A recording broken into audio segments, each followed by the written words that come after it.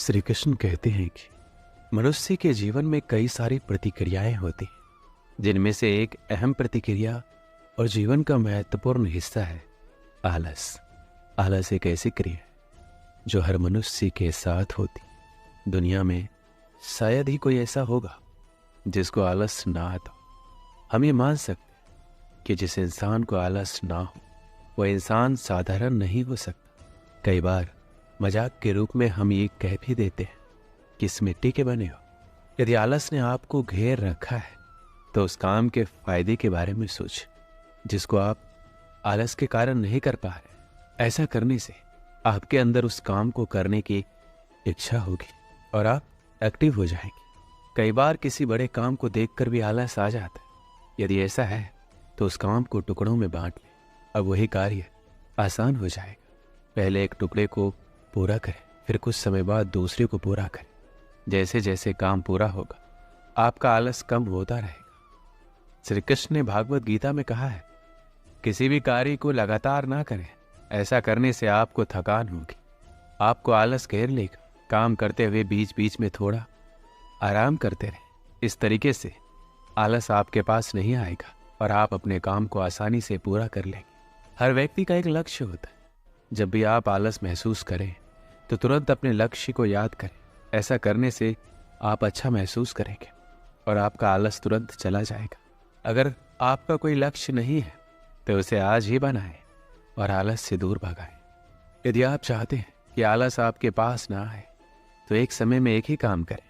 कुछ लोग बहुत से काम एक दिन में या एक साथ करना चाहते हैं, लेकिन जब कार्यों को पूरा करने की शुरुआत करते हैं तो इतने कार्यों को देखकर आलस आ जाता है। अतः एक बार में एक ही कार्य करने की आदत डालें। किसी भी काम को टालना छोड़ दें, क्योंकि काम को टालना भी आलस कहलाता है। जो लोग काम को टालते हैं वो लोग आलसी लोग कहे जाते हैं। कार्य को टालते रहने से कार्य तो पूरा नहीं होता, बल्कि काम को टालने की आदत हो जाती है। तो कार्य को टालना बंद करो, आलस खुद ही भाग जाएगा। आप जो भी काम करें एक योजना बनाकर करें। किसी भी काम को योजना के साथ करने से आलस नहीं आता, बल्कि अच्छा लगता है, क्योंकि पता होता है कि हमें कौन सा काम कब करना है। आप अपनी योजना में उतने ही कार्यों को जगह दें जितने आप कर सकें। अस्त व्यस्त जीवन से निराशा और आलस ही आता है, लेकिन योजना के साथ काम करने से आपको पता होता है कि कौन सा काम कब और कैसे करना है। ऐसा करने से आप अपने काम को प्यार करने लगेंगे। आलसी होने का मतलब है आप परिवर्तन से डरते हैं, इसलिए हर दिन कार्य को कल पर टालते जाते हैं। कल करेंगे, परसों करेंगे, अतः वो कार्य कभी पूर्ण नहीं होता। क्योंकि हम जहाँ पर हैं हम खुद को सुरक्षित महसूस करते हैं, अतः हम बदलाव से डरते हैं।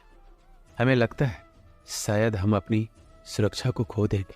कर्म करने से इनकार करना कायरता की निशानी है। आलस्य और कायरता एक समान है। किसी भी इंसान को तब तक नहीं बदला जा सकता जब तक वो खुद बदलना ना चाहे। फिर भी आप उसको बदलना चाहते हैं तो उसे कोई बड़ी जिम्मेदारी दे सकते हैं या उसे अपने कर्तव्यों का एहसास दिलाकर शर्मिंदा कर सकते हैं। आलसी इंसान में आत्मविश्वास की कमी होती है। कोई भी इंसान तभी बदलता है जब कोई उसकी भावनाओं को चोट करता है। इसलिए आप उसकी भावनाओं पर चोट करें।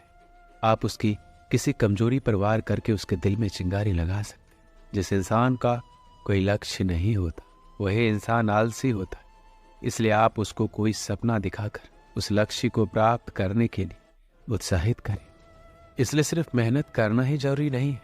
हम मेहनत किस कार्य में कर रहे हैं, क्यों कर रहे हैं, उस कठिन मेहनत से हमें क्या परिणाम मिलेगा, ये जानना और समझना भी बहुत आवश्यक है। क्योंकि बिना किसी प्रारूप, रणनीति और परिणाम की सोच के बगैर किए गए कार्य हमें हमारे सपनों को पूरे नहीं होने देते। इसलिए कहते भी हैं, आज के समय में सिर्फ मेहनत और ईमानदारी से किए गए कार्य की सफलता आपको मिलेगी, बल्कि स्मार्ट लक्ष्य निर्धारित और योजना के साथ करके हम अपने सपनों को पूरा कर सकते हैं। क्योंकि बेशक मेहनत सफलता की गारंटी तो नहीं, पर उसको मिलने के अवसर को बढ़ा जरूर देती है। लेकिन अगर आपके सपनों में उनको पूरा करने की जोश और जुनून सवार है तो सच मानिए आपको आपके सपनों को पूरा करने से दुनिया की कोई ताकत नहीं रोक सकती, बशर्ते वह सपना आपकी मेहनत, लगन और प्लानिंग के साथ किया गया हो। क्योंकि मेरा मानना है सपने जिंदगी में चाहे जितने देखो, हकीकत में वही पूरे होते हैं जो सपने हमारे जिद्दी होते हैं। बचपन से ही हमारे माँ बाप हमें मेहनत के लिए कहते हैं, चाहे वो पढ़ाई हो या नौकरी, सब मेहनत की ही बात करते हैं। हमारे माता पिता मानते हैं कि आप जितनी मेहनत करोगे आपको उतनी ही सफलता मिलेगी। लेकिन दुनिया में अब तक कोई ऐसा शख्स नहीं हुआ जो सिर्फ मेहनत करके आगे बढ़ा हो। अगर मेहनत से सफलता मिलती तो आज मजदूरी करने वाले सबसे ज़्यादा सफल होते। ये बहुत ही अच्छा और उचित सवाल है कि मेहनत तो हम बहुत करते हैं, लेकिन हमें मन मुताबिक सफलता हासिल नहीं होता। क्योंकि अगर मेहनत की बात करें तो सिर्फ मेहनत करने से सफलता नहीं मिलती और न ही सपने पूरे होते। अगर ऐसा संभव होता तो आज के समय में एक मजदूर सबसे ज़्यादा सफल और पैसे वाला इंसान होता। क्योंकि सबसे ज़्यादा मेहनत तो असल में वही करते। वही दूसरी तरफ वो लोग होते हैं जिन्हें हम आलसी बोलते हैं, बल्कि ऐसा कतई नहीं है। वह किसी काम को करना नहीं चाहते, बल्कि वह हर काम को शॉर्टकट तरीके से करना पसंद करते। आप जब उनको देखेंगे तो सोचेंगे कि ये खाली ही बैठा रहता है, लेकिन असल में हर काम वो जल्दी कर लेता है और फिर खाली होकर बैठ जाता है और खाली समय में नई नई जानकारी हासिल करता है। इंसान और मशीन में इतना ही फर्क है कि इंसान सोच सकता है और हर चीज़ का रास्ता निकाल सकता है। आपने एक कहावत सुनी होगी जिसमें दो लकड़हारे पेड़ काटते हैं, एक समय लगाकर कुल्हाड़ी को धार कर देता है और वही दूसरा पेड़ काटने पर ध्यान देता है, जिस कारण वह ज़्यादा मेहनत करने के बावजूद कम पेड़ काट पाता है और बिल्कुल आराम नहीं कर पाता। इंसान को हर काम सोच समझ कर करना चाहिए, क्योंकि मेहनत तो गधे भी करते हैं। तो आज ही से हर काम को नए तरीके से करने की कोशिश करो, क्योंकि सिर्फ मेहनत से सफलता नहीं मिलती। एक समय की बात है, एक गांव में एक छोटा सा गुरुकुल था। वहाँ सभी शिष्य गुरुजी के मार्गदर्शन में पढ़ा करते थे, लेकिन उन सभी बच्चों में एक विद्यार्थी बहुत ही आलसी प्रवृत्ति का था, क्योंकि वो हर बार आज के काम को कल पर और कल के काम को परसों पर टाल देता था। गुरुजी उसकी इस गंदी आदत से बेहद परेशान थे। इस कारण गुरुजी ने काफ़ी सोच विचार कर उसे कैसे समझाया जाए इसके लिए एक रणनीति बनाई। अगले दिन गुरुजी ने उससे कहा, मैं तुम्हें एक काला पत्थर देने जा रहा हूँ। इसे तुम किसी भी लोहे की चीज़ पर घिसोगे तो वो सोने की बन जाएगी, लेकिन तुम्हारे पास कल सूर्यास्त तक का ही समय है। सूर्यास्त के बाद ये पत्थर काम करना बंद कर देगा और मैं तुमसे ये पत्थर वापस ले लूँगा। इतना कहकर गुरुजी वहाँ से चले जाते। आलसी शिष्य बहुत खुश होता है और मन ही मन वो नई चीज़ों को खरीदने के बारे में सोचता रहता है और मन ही मन बरबराता रहता है, मैं इस सोने का ये करूँगा वो करूँगा। आलसी शिष्य बहुत सारे ख्वाब तो बुन लिए थे, लेकिन उन्हें पूरा करने के लिए प्रयास नहीं कर रहा था। आलसी शिष्य ने सोचा, अभी तो मेरे पास बहुत सा समय है, इसलिए अभी थोड़ी देर सो जाता। नींद में भी वो आलसी शिष्य बहुत बड़े बड़े सपने देख रहा होता है और बस सोचता ही रहता है। आलसी शिष्य को सोचते सोचते पूरा एक दिन बीत जाता है और वो आलसी शिष्य अभी भी सोच ही रहा होता है। वो बरबराता है, अभी तो मेरे पास पूरी शाम पड़ी है, मैं इन सभी सपनों को बहुत ही जल्द पूरा कर लूँगा, इसलिए अभी थोड़ा आराम कर लेता हूँ और फिर जब उठूँगा तब इन सपनों को पूरा कर लूँगा। जब वो नींद से उठता है तो दोपहर हो जाती है। वो दोपहर का खाना खाने लग जाता है और अब आलसी शिष्य घड़ी की तरफ देखता है, सोचता है अभी तो पूरे 4 घंटे बचे हैं सूर्यास्त होने में, इतनी देर तक मैं क्या करूँगा, इसलिए थोड़ा आराम ही कर लेता हूँ।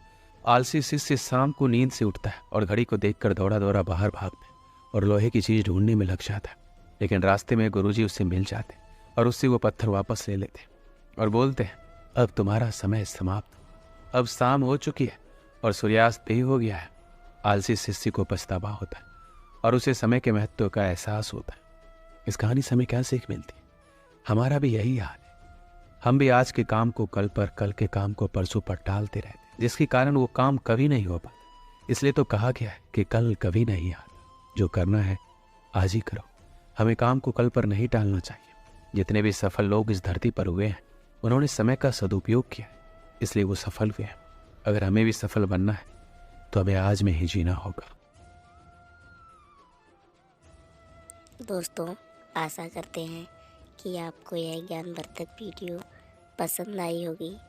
अगर आप चैनल पर नए हैं तो चैनल को सब्सक्राइब कीजिए और बेल आइकन को ज़रूर प्रेस कीजिए। मिलते हैं अगली वीडियो में, तब तक अपना ख्याल रखिएगा दोस्तों। जय श्री कृष्ण, राधे राधे।